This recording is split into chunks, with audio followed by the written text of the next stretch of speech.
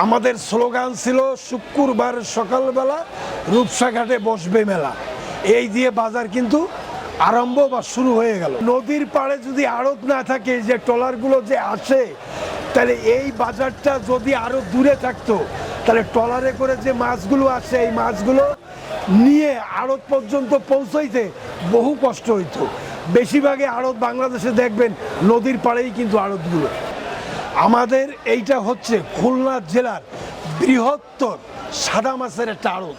আমাদের এইখানে খরিদ্দার খুলনা জেলার থেকে সমস্ত খরিদ্দারগুলো আমাদের এই বাজারে আসে। এখান থেকে মানে শৃঙ্খলাভাবে খুব নিরাপত্তাভাবে তারা মাছ ক্রয় করে নিয়ে যার যার স্থানে শেষে পৌঁছে যায়।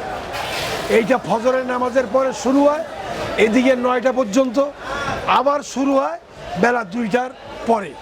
2টার পরে শুরু হয় হলো আপনার এই দক্ষিণের যে মাছ ট্রলারে করে আসে। আগে তো এই নদীতে ভালো ভালো মাছ পাওয়া যেত, বহু কিছু পাওয়া যেত, এখন কিন্তু কোনো মাছে পাওয়া যায় না। এখন চলতেছে আপনার চাষের মাছ, বিলের মাছ, পুকুরের মাছ, এই দিয়ে কিন্তু এখন বাজার চলে। মাছ তো পাওয়া যায় বিশাল সমুদ্রের ভিতর থেকে আপনার ওই মাছ ধরে নিয়ে এসতে হয়।